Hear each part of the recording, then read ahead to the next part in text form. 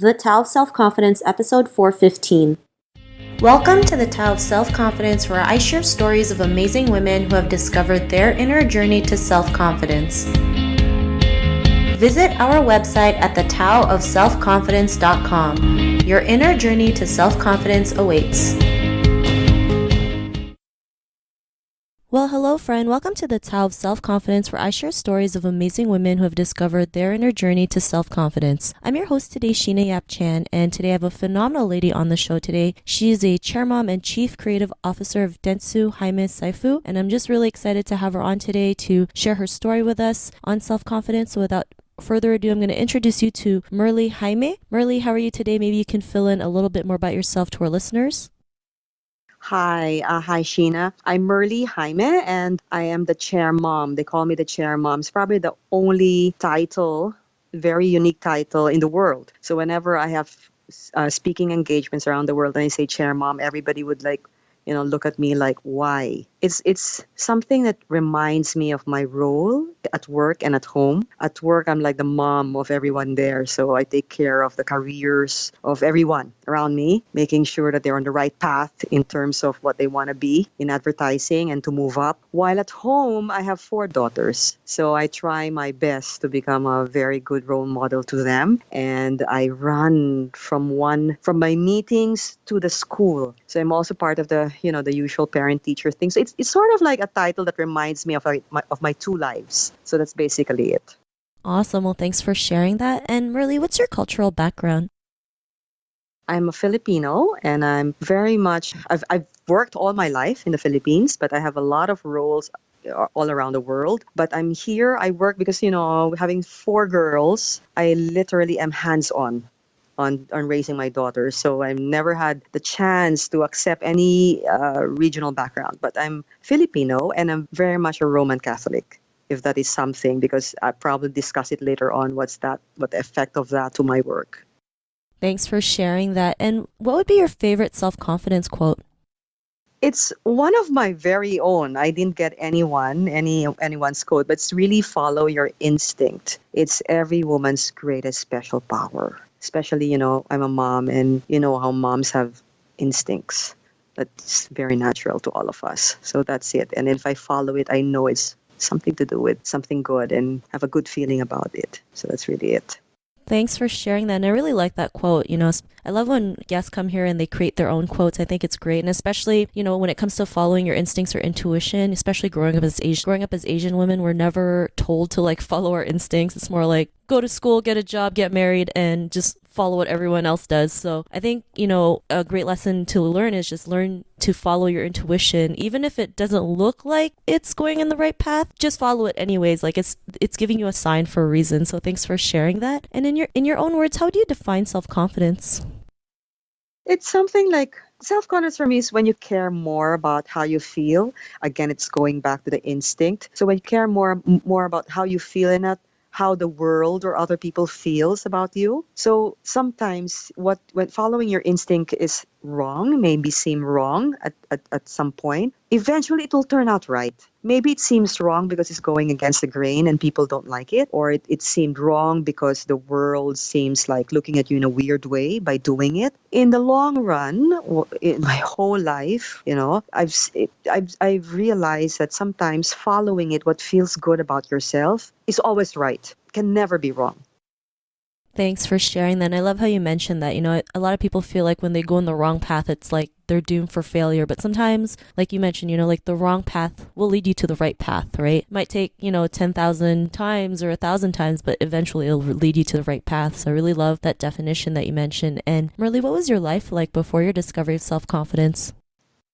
Well, at a very young age, as I've said, I'm very religious because of my mom, the way she brought me up. I mean, I was always her sidekick. So when I was growing up, I was always accompanying her at church, whatever. So when I was first year high school, I decided one day, maybe the creative in me is the rebellious side of me. I said, I want to run away from home because I have so many questions that's unanswered. So I entered a convent and I left home. I wrote a note to my mom and I said, I'm going in And it was a contemplative convent. When you enter, you cannot leave. Or if you decide to leave, you cannot go back. So I decided, I was 13. I was 13. I'm going to die if my daughter did that to me. I have a 13-year-old daughter now, my youngest. And I just decided to enter. And then I decided to stay. It was a Benedictine Monastery. I was a novitiate. I was too young to have vows. And I spent 3 years doing ora et labora, and that is work and pray. So it's a weird background. And one day, as a rebellious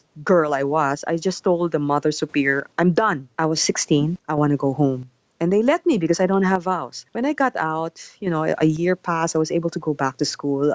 I had some kind of special test wherein they placed me if I'm okay to go college or what. And I ended up in college. I was sort of ashamed. I was embarrassed of that part of my life. It wasn't normal. People were talking about their high school classmates and their lives, and it seemed exciting. I missed that because I was in a convent taking care of goats and horses and planting in the fields. So I sort of like embarrassed to really reveal that part of my life. And I felt a little bit insecure of that past because I didn't have a high school life. I couldn't keep up with the stories and how they would talk about their high school exciting things, boys, whatever. I couldn't. And I didn't want to tell them about that life because I'm going to end up like a goody two shoes. And I don't want to show them I'm goody. And it seemed uncool. So I kept it. And I really I want to show them that I could break rules. I want to be like them. I want to be bad. Because I really wanted to be accepted, just like any kid. And I kept that. So that was me before discovering self-confidence. Thanks for sharing that. And sometimes we're so afraid of our past that people would judge us, right? Especially living in the Philippines, a lot of people like to talk. And, sometimes, like you mentioned, we get ashamed. We want to be a part of the crowd because we feel like we can't be our own person. And, that's something that we all go through, right? Whether it's being in a convent or doing something else. But what was that one point in your life when you realized, you didn't have to be ashamed of your past and you can go on and do amazing things and be the person that you are today? What was that aha moment? Well, because it was a very, very well-kept secret of mine, so I'm creative. So I went through college, I graduated and everything. I got into a creative industry, which is advertising, and it was a very stressful life. I mean, you have your product is to think of ideas 24/7, and it's not easy to keep your mind working like that, to have fresh ideas, the competition amongst yourselves, the backstabbing, the political, the politics of it. You will not survive it if you don't have anything to hold on to. You don't have beliefs. And somehow, my background in that convent years ago was helping me, like clearing my thoughts. I was able to meditate. I was able to clear my thoughts of useless things. I was able to focus on briefs like nobody else. When you're creative, your mind is sometimes very chaotic. Mine, I could discipline it like very well.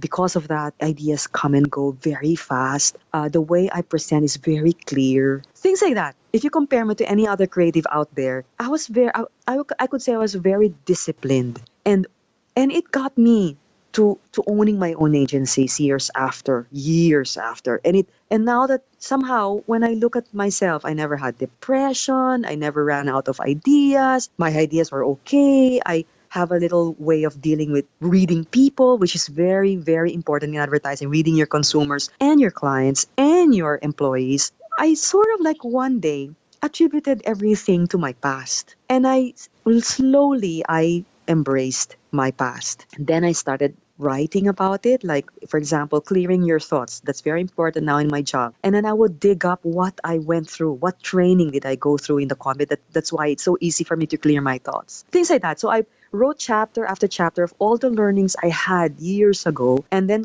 compared it, or at least what did I learn from that and why am I like this today? I wrote it and then I pitched it to one publishing company and they loved it and we printed it. It's now a mandatory book in every single creative college. So that's how I sort of like, oh my God, if I kept it for years and I did not even realize and didn't give it was worth everything of what I am today, it's going to be hidden.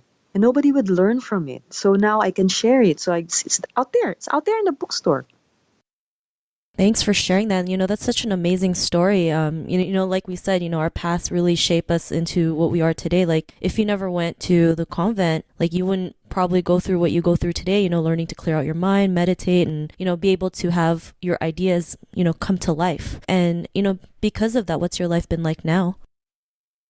It has liberated me from that secret. So now I even speak about it. They invite me to give talks about it. And the thing about the Philippines is very much very Catholic. So even it's funny, it's so ironic. I never wanted to be the Miss Goody Two Shoes. I ended up like half goody two shoes because I showed them that I was in a convent before. I was like an ex-nun. But then again, I'm past the ex-nun. I have 4 kids now. I'm in a business which is very sinful in a way that I'm selling. It's a very kind of worldly industry. But I show them how goodness can guide me back, and how I give back now with my CSR work and all the campaigns I've been doing, that I have to push values, pushing people to keep their values intact. I come up with nice ideas for children and things like that. So that's how it has come full circle for me. So when I show them that, there's irony in it, but at the same time, people can understand why I'm doing this today, and there's no regrets.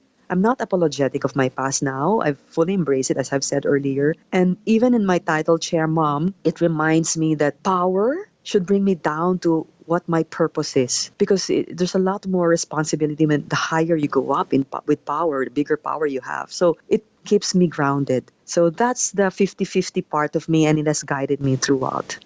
Thanks for sharing that. And I really love what you mentioned about power, going down to your core values, because I think some people forget about that, right? They see power as like this authority that they have to be, and take the wrong idea about it. But really, it's all about how we can inspire people or live our purpose to inspire others to do the same. So I really love that you mentioned that. And to the woman who's listening to your episode, she may be in her own journey of self-confidence. What would be that one tip you would give to her? First, again, it's going back to instinct. During that time, maybe it seemed wrong to run away from my home. Yes. But there was something, I believe this, you have a lot of callings in life. It's never one. Look, I'm probably at that time, I thought my calling was being a nun, and then I let it go, and I moved, and then I thought my calling was in communication, therefore I went to communication, and then now I'm now pushing, helping other women to find their own voices, and I'm a little bit of feminist today. Whatever that is, I have a lot of callings in life, but there's one purpose: is to bring goodness. I think the one thing I used to be afraid of, to be labeled as goody two shoes, is guiding me today to bring back values. There's a lot of hatred in this world, and I love to bring a little more of goodness to it, and that's my purpose. For someone young, so young, whatever is there inside you, you think your calling is, do not stop it. Just embrace it, because it can change. It can lead you to that one purpose later on. So just accept it can change. You can have a lot, 100 callings for all I care, but just accept it. It changes anyway, but it leads you to one great purpose. The other one is, try to look for your special power. I call it equity. In the office, I ask everyone, what's your one word equity? Mine was restless when I was younger. They changed it to relentless when I'm older. There's one word that would describe only you in this whole world. And when someone asks me, Merlee, I want to be this kind of art director. Why would you want to be an art director like him when you may have your own special powers? Just like your X-Men or your Avengers. No one has the same power. To fight all these evil things around you, you have to have different powers, so that whatever happens, if it's air, you are, let's say, water. If there's fire, you battle that with water. If all of you would be fire, no one would battle it. So the thing is, look for it, discover what superpower you have, what makes you different among others, among all other young people, and then try to nurture it. Try to look for a mentor that will nurture it. That's the way to make it strong, and follow it, because eventually you're gonna be good at it, and that's what people will look for when they see you. Thanks for sharing that. Those are all great tips, especially, the instinct is really huge, right? I think learning to follow our instinct is something that, as women, we have to practice, kind of like riding a bike. The more we do it, the better we get at it. So I really love all the tips that you mentioned. And Merlee, if our listeners wanted to get to know a little bit more about you and what you do, is there any links or social media profiles we can connect with? You can check out all our work on our site, Dentsu Jayme Syfu.com. You will see all our kinds of work. We even have we have a new one that's called sistergood.com. Sistergood is something that we are pushing for women at work. This is all about an insight that sometimes more than men pushing us down to lead, to go up the corporate ladder, it's actually other women who's pushing us down. So in the office, I try my best to push every single woman to be like a support partner for everyone. It's like some of the women are babysitting other children so that they could bring their kids to work. Some people would, some are single parents, so we help out each other. Some are mentoring each other. So we launched that in the Women's International Day, actually more of the Women's International Month. It's called Sisterhood. So all of that will be in our site if you want to check it out. Awesome. Well, thanks for sharing that. And to our listeners, if you want to connect with Merlee, you can head on over to the taoofselfconfidence.com and search for Merlee's name. Her show notes will pop up along with everything else we talked about. And I just want to thank Merlee for taking the time to share her story and tips with us on self-confidence. So thank you so much. Thanks, Sheena. Thanks for this call. Not a problem. It was great having you on the show. And to our listeners, be on the lookout for another new episode of another amazing woman's journey to self-confidence. And we'll talk to you soon. Bye for now. Thanks. Bye. Thank you for tuning in to another amazing episode of the Tao of Self-Confidence. Want to learn how you can use podcasting to market your business? Download your free report by visiting our website at thetaoofselfconfidence.com. Your inner journey to self-confidence awaits.